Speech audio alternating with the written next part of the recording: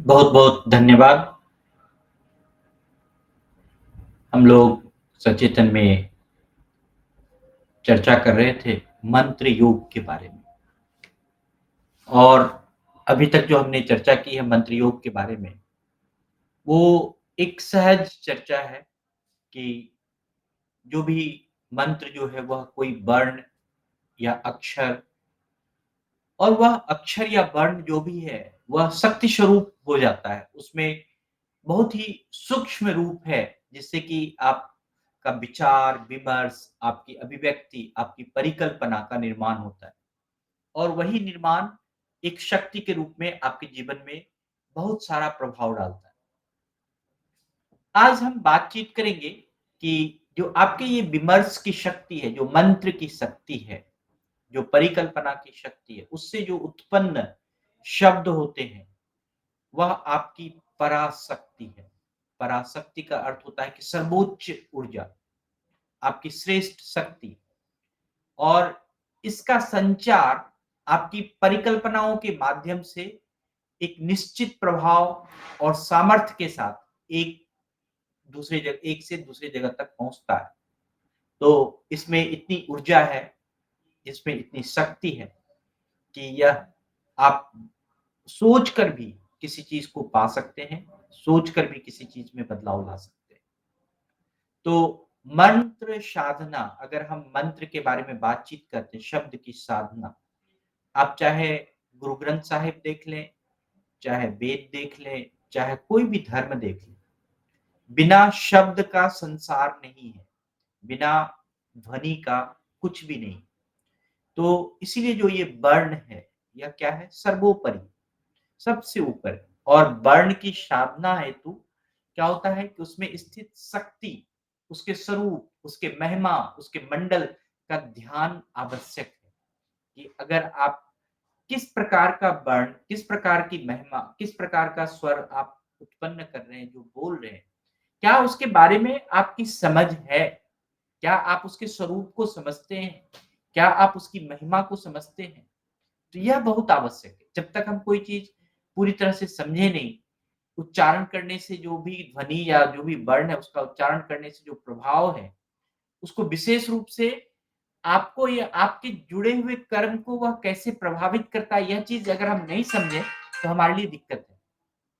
तो इसीलिए क्या होता है कि यह मूल रूप से जो भी आप विमर्श करते हैं, चिंतन करते हैं, या जो भी शब्द आप उत्पन्न करते हैं, उसका ज्ञान जो है वो होना आवश्यक है। और उसका जब भी ज्ञान होता है, तभी कहते हैं कि आपके अंदर पराशक्ति आ गई। पराशक्ति का अर्थ मैंने कहा कि यानी मैं पराशक्ति जब बोलता हूँ तो, और यह शिव पुराण के अंतर्गत मैं बोल रहा हूँ, तो ये भगवान शिव के पहलुओं में से एक है कि पराशक्ति। भगवान शिव के 3 पहलू हैं, और उस 3 पहलू का जो उत्थान है वह पराशक्ति से ही होता है। इसका अर्थ है कि सर्वोच्च ऊर्जा, कि आपके जीवन की, आपके उस कर्म की, उस एक्शन की जो सर्वोच्च शक्ति है, श्रेष्ठ शक्ति है, उसका संचार आप कैसे कर सकते हैं?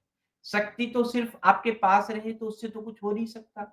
जब तक शक्ति का हम संचार ना करें, जब तक वह शक्ति बदले नहीं, तब तक तो ऊर्जा, जब तक कन्वर्शन नहीं होगा, तब तक तो उसका कोई महत्व नहीं होता है।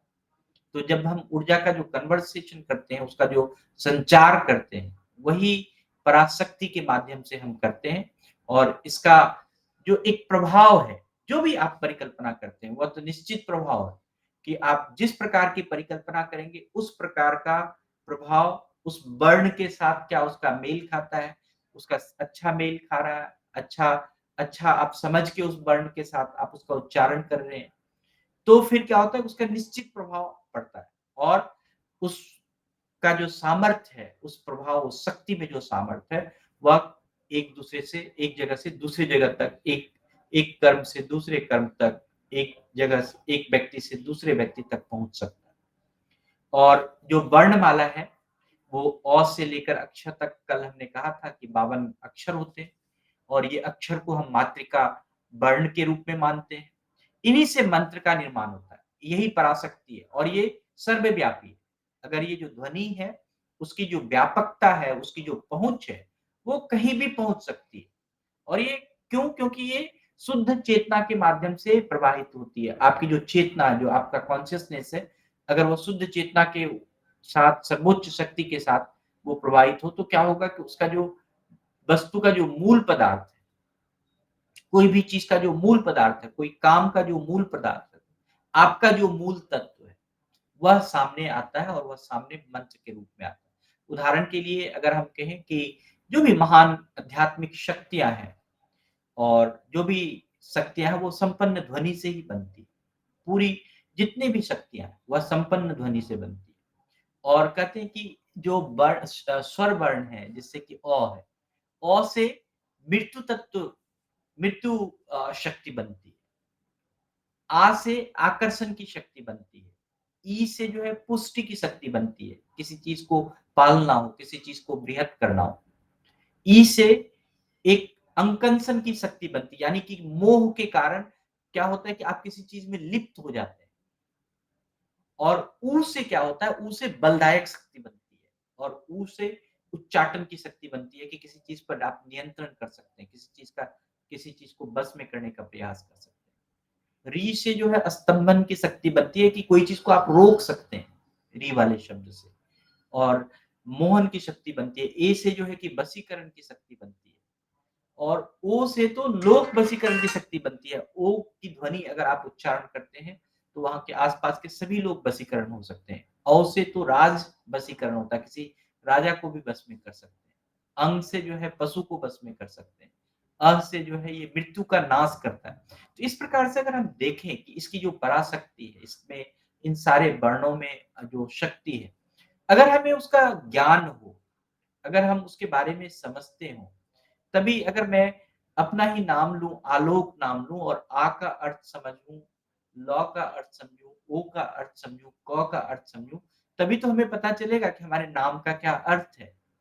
आप कोई भी चीज़ उच्चारण कर रहे हैं, कोई भी शब्द, कोई भी ध्वनि, कोई भी वर्ण, किसी भी रूप में आपको उसका शक्ति समझना बहुत ज़रूरी है। क का मैंने कहा था कल कि इसका जो ये जो है कि बड़ा ही स्थूलवादी है कि अगर कोई भी चीज़ अगर आपके पास आ रहा है जो आपको कष्ट देता है, तो क जो है वह उससे कष्ट जो है कि निवृत्त हो सकता है।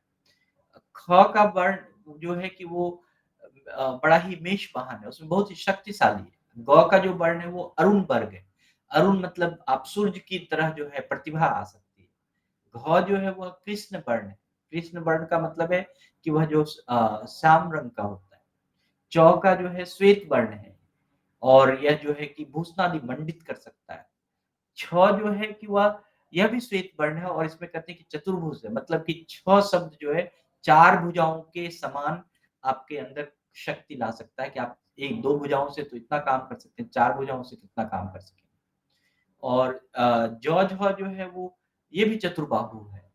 और आप ट के बारे में देखिए द्विज बाहु है, 2 बाहु के समान काम होता है। तो इस तरह से जितने भी वर्ण हैं, सभी के उसमें जो है कि उसका जो है महत्व है, सभी में ऊर्जा है। और अगर हम ट के बारे में बात करते हैं, तो वो द्विजबाहु है। ठ जो है इसका उज्ज्वल वर्ण है और ये गजेंद्र वाहन है। गजेंद्र कहते हैं हाथी के समान, कि मतलब आप जो हाथी के समान उस तरह का वाहन, उस तरह शक्ति संपन्नता आपकी उस तरह का। और अगर हम तौ के बारे में बात करते हैं, तो वो स्व अलंकृत है। स्व अलंकृत मतलब तौ जो वर्ण है, उससे जो है अपने आप अलंकार, उससे अपने आप उसकी जो जो भी उसकी जो एक गहना और उसके जो जेवरात है, वो अलंकृत होना मतलब सुंदरता उसमें आना। और इसी तरह से थ जो है वो पीत वर्ण है, मतलब वो उसका पीला वर्ण है। इस तरह से अगर हम देखें तो हर शब्द का, हर वर्ण का एक-एक वर्ण का मीनिंग है, एक-एक वर्ण का अर्थ है। और जैसे हम श के बारे में बात करते हैं, तालव्य श, तो वो हेम वर्ण है और उसको कहते हैं कमल आसन। मतलब अगर आप तालव्य श से जो भी बातचीत करते हैं, तो उससे आपको कमल आसन के समान जो है कि आपकी शोभा सुंदरता बढ़ सकती है। तो इस प्रकार से जो मंत्र साधना है, वो वर्ण का जो महत्व है उसमें सर्वोपरि है। और वर्ण का महत्व तब सर्वोपरि है जब आप उसके बारे में समझते हैं, उसके उच्चारण के बारे में समझते हैं, उसके अर्थ के बारे में समझते हैं।